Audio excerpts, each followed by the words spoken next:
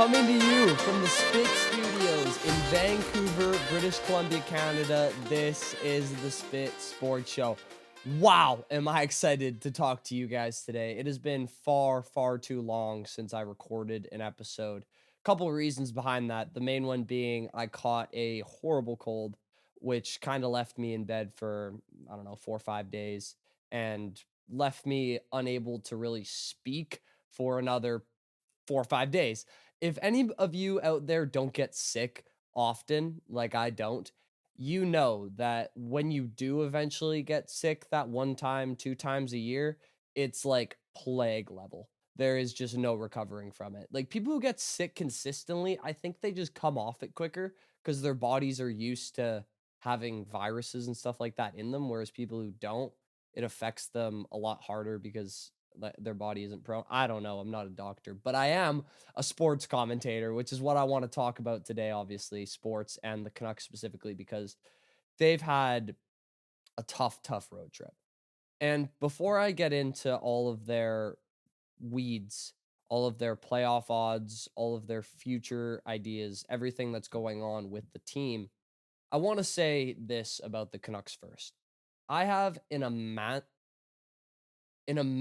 amount. I haven't done this in a little while, guys. I don't know if you can tell. I have an immense amount of respect for the way that these guys have played these last 5 games, 4 or 5 games on the road. Being as shorthanded as they are with Pius Suter as their first line center, the Abbotsford Canucks down the middle, and basically just a makeshift lineup of AHL guys. They play every single game with an immense amount of grit. Even though their playoff odds have slowly been dwindling, even though obviously this season has not been what they expected coming in, they're still playing their tails off every single game. Against Winnipeg a couple nights ago, played their asses off. And I've been super impressed with the grit that this team has shown, even though the prospects of their future this season are dim. It doesn't seem to affect their play at all. They still are fighting. But even with all of that fight, after that Jets loss, their season is all but over. They have a 9.7% chance to make the playoffs, according to Money Puck. They would basically need everything to go their way. I think I saw something where the most probable scenario, I guess you could say, would be the Canucks need 14 points out of their last 8 games, and they need the Blues to go something like 3-5, or the Wild to go like 2-6 or something like that. So the Blues are buzzing right now. The Wild are really good. I don't see either of those things happening. So the eyes of the franchise go to the future. So this is not the spot that they should be in right now. They obviously should have traded a bunch of their UFAs at the deadline, like I said at the time. But I'm not going to get into their trade deadline disaster again. I've spent enough time criticizing them and condemning them about that. So let's focus on what they have now, which is they have 3 real UFAs coming up. They have a couple of RFAs, but those are usually easy enough to deal with. So Besser, Forbert, Suter, all UFAs this summer. So trust me, this has to do with this season, but when you're in the spot the Canucks are in, you kind of have to take a more wide scale view of your franchise's position to really look as to how you can improve this roster for the future. So Forbert is probably gone. He's making 1.5 this year. The Canucks are probably going to try to go young with Willander probably coming out of college next year, which is exciting. DPD is developing enough, and Marcus Pettersson was an awesome acquisition. I think he's been just fantastic since he's been with the Canucks. So I think that defense core is pretty solidified. I think Forbert walks, and I don't think anyone's going to cry over it in Vancouver. In fact, I know no one will. I can't think of a single Canucks fan I know, and trust me, I know hundreds of them who say, yeah, we need to keep Derek Forbert. No offense to Derek Forbert. It's just he's an expendable piece, so he's probably going to walk. The other two, though, are very, very interesting pieces. But when it comes to Pius Suter, I would obviously love to keep him. I think he is an awesome second, third, middle six center. But the issue is, I think he's played himself out of the Canucks' budget with these last 4 or 5 games since Hedel and Pettersson have been out. Since those guys got injured, Pettersson specifically, he has 8 points in his last 4 games. Suter does. He has a point in every single game he's played. Even against the Jets, where the Canucks only scored 1 goal, he scored that goal. So when it comes to re-signing him, obviously the Canucks want to do it. Obviously, all of the Canucks fans want them to do it. But with how he's shown that he can play as a, top 6 center, top top line center in this case, you got to think that's going to raise his price tag to the point where the Canucks probably won't be able to get him back. I'm thinking Suter is going to probably cost around $5 million, maybe more. Again, obviously, we don't know what the market looks like. It changes every season. 5-6 mil sounds about right, though. And for a guy like that, you'd pay it. But on the free market, he might get up to 7. And that's just too rich for the Canucks' blood. So I think he's played so well in this last stretch. I don't see the Canucks having it in the cards to bring him back as a $7 million middle six guy. Now, when it comes to the UFAs, obviously the headliner is Brock Besser. And obviously he's the best player out of this group. And I think it's the most interesting story because this one I really think could go either way. He's making 6.6 right now. But coming into the year, everybody kind of thought that, that 8.5, $9 million was going to be what he commanded at the end of the season. But he's had a bit of a down year. Now, these are with counting stats. He had 24 goals this year from 40 last year, 73 points last year down to 46. You still have 8 games left to play, but obviously in those 8 games, I don't expect him to score, what would it be? 20, oh my gosh, I haven't done math. 16 goals. Gosh, I haven't done math in way too long. I'm so sorry. And he had a streak where he went goalless in 12 straight games when the Canucks were really teetering on that playoff edge. If he played better during that stretch, it's possible we're having a different conversation about the Canucks' playoff odds right now. But if ifs and buts were candy and nuts and all of that stuff, we can't look back on that. But the thing is, I said that Miller looked checked out after Miller. I said that Besser looked checked out after the Miller trade. And he's obviously looked a lot more like himself since that game against Winnipeg. What was it? 3 weeks ago where he had 2 goals.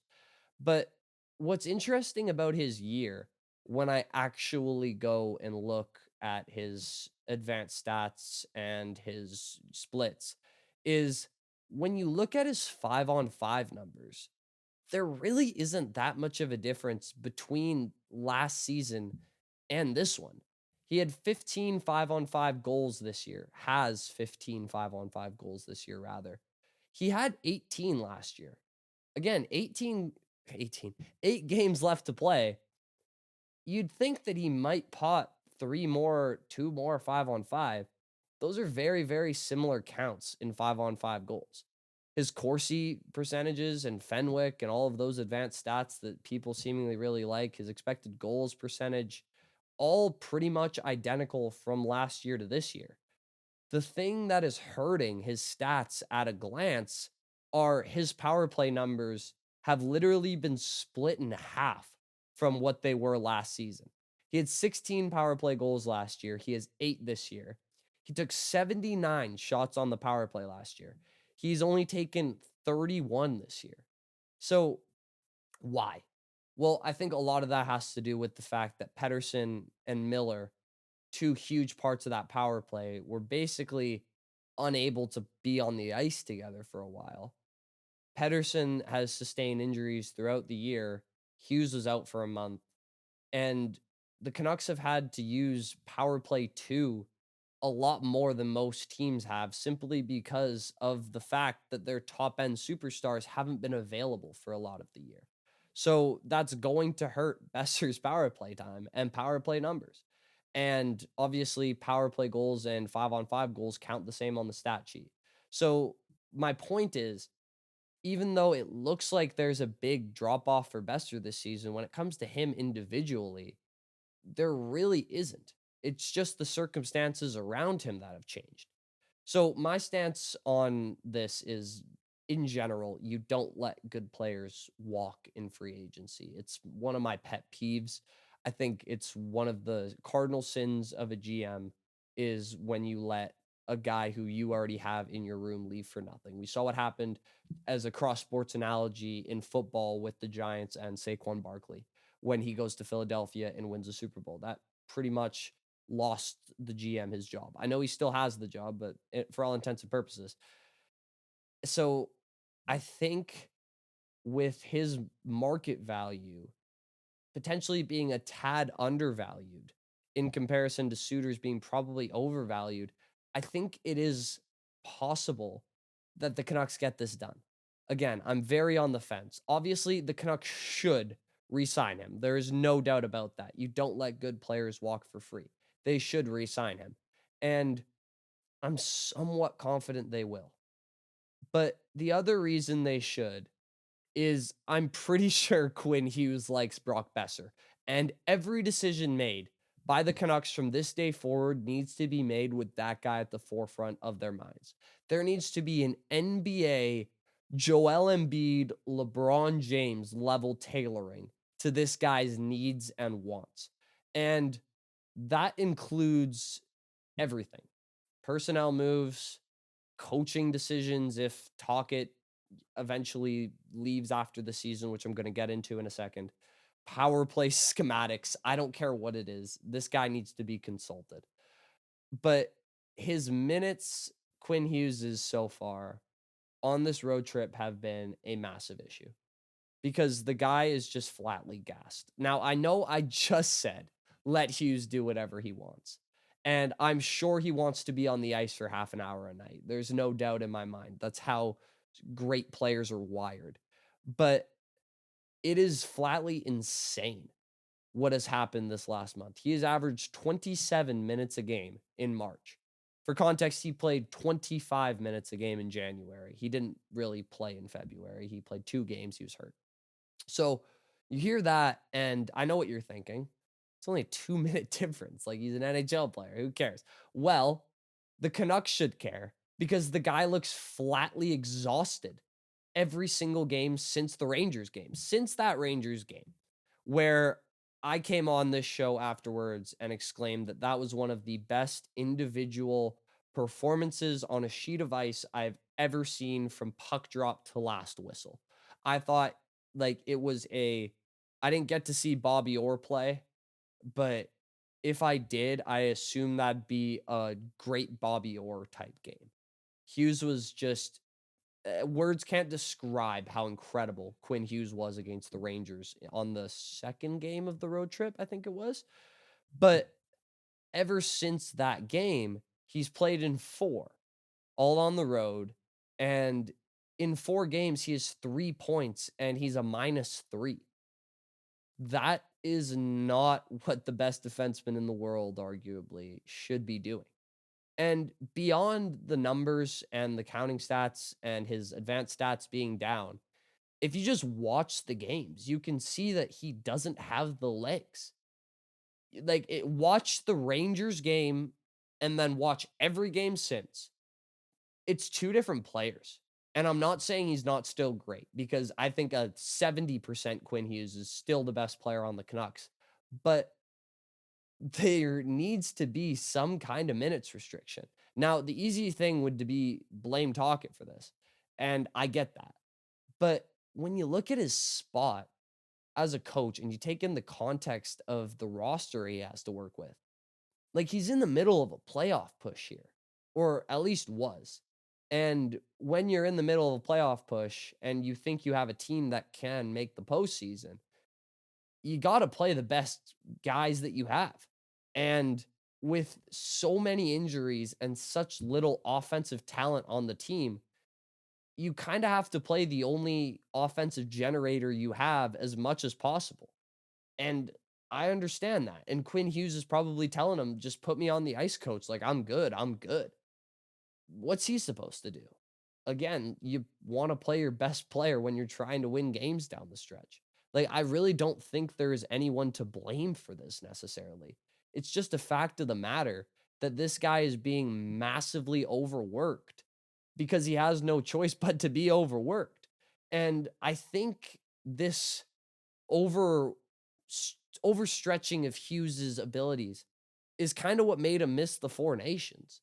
He had a core injury, like it was kind of a sports hernia kind of thing. Like you can tell that these minutes are wearing on his body, and how could they not? And also just the mental toll that carrying this team has to put on his mind. Like I have some crazy stats that I want to tell you guys. I couldn't believe it when I read them. So with Hughes, the Canucks' 3.11 5-on-5 goals per 60 minutes would be the best in the league. Without him, it is the second worst. That's with him on the ice versus off the ice. And this one, it's a bit wordy, this stat. So bear with me. But when I finish, I think your jaw is going to drop because mine definitely did when I first read it.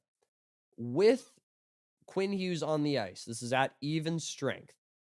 Vancouver scores at a higher rate than any team we have seen in the 18-season-long shot tracking era since 2007-2008. Vancouver has the second best expected goal differential per 60 in the same sample, comparable to the historic Boston Bruins team of 22-23.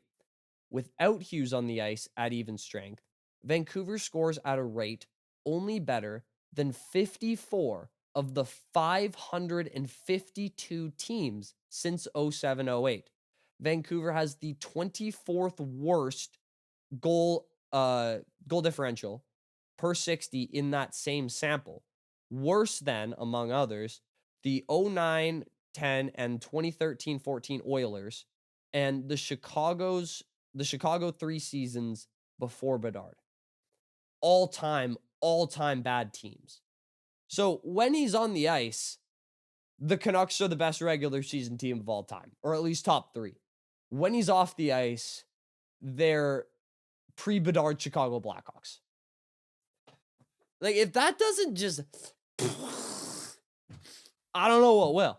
I couldn't believe it when I read it. Well, I gotta wipe my nose real quick. I'm sorry, I'm still coming off my cold. I don't like it. But, what the... how is that possible? Like, I don't have words to describe how unbelievable that is. Like, the guy is ridiculous. But like, he's used now like he's an infinite resource, and he's just not. He's a human. Which brings me to management again and Talkit, whose future with the Canucks is uncertain at best and treacherous at worst.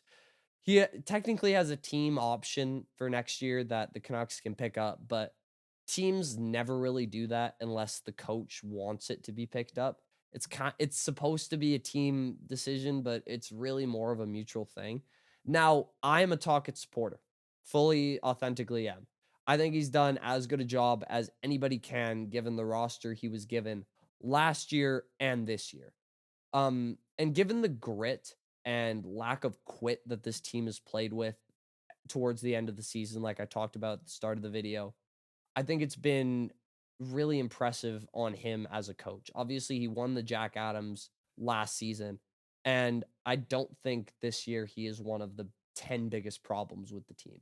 In fact, I think he's one of the saving graces, especially again with this team really doesn't have, I don't want to say it has nothing to play for, but its chances are so bleak. You could definitely see some players just packing it in for the summer. And I haven't seen that from anybody on this team. And I think that's a credit to him. So Elliot Friedman reported on 32 Thoughts the other day that the Canucks made an offer earlier in the year that didn't get the job done.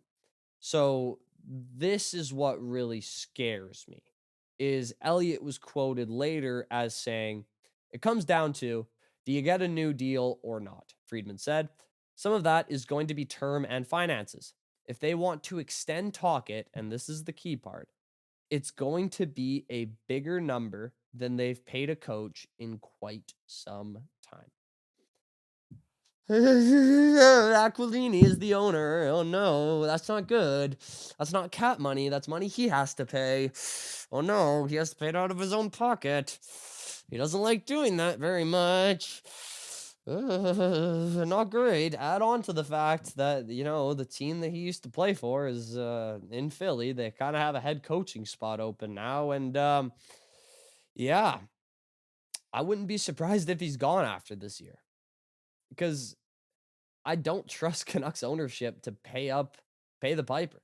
I just don't.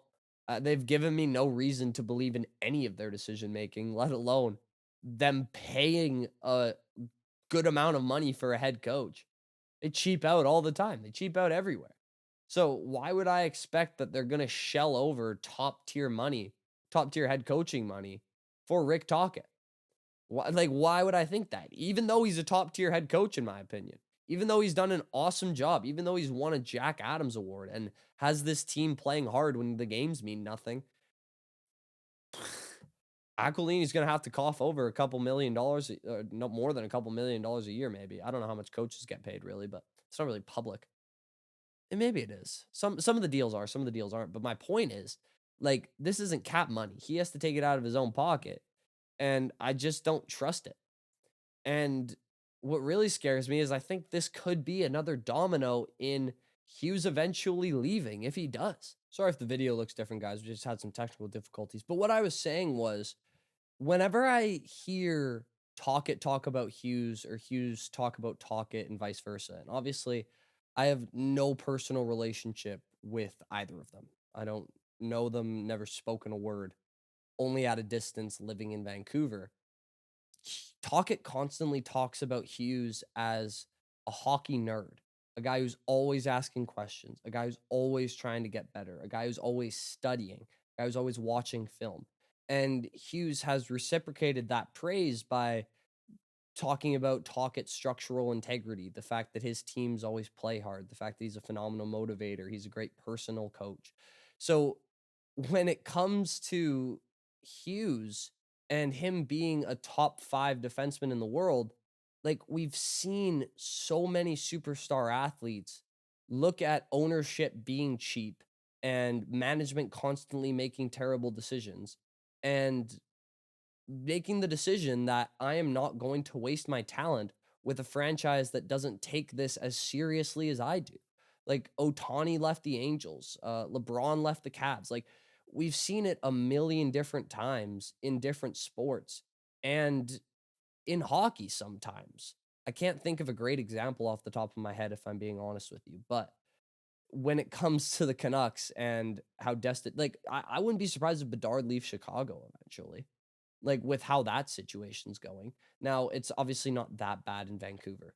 And I think there are some positives to look at, especially in the short term future. I don't want to be a complete negative Nancy here, but they had an awful trade deadline this year.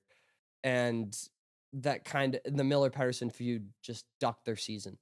Next season, I think they could be really good. I think if Hedl really just continues what he was doing on the Canucks this year, maybe takes another step, I think he is an awesome second, first line center around there, probably second line. If DPD can take another step, that's awesome. I think that Roddy is going to be a good fourth line center.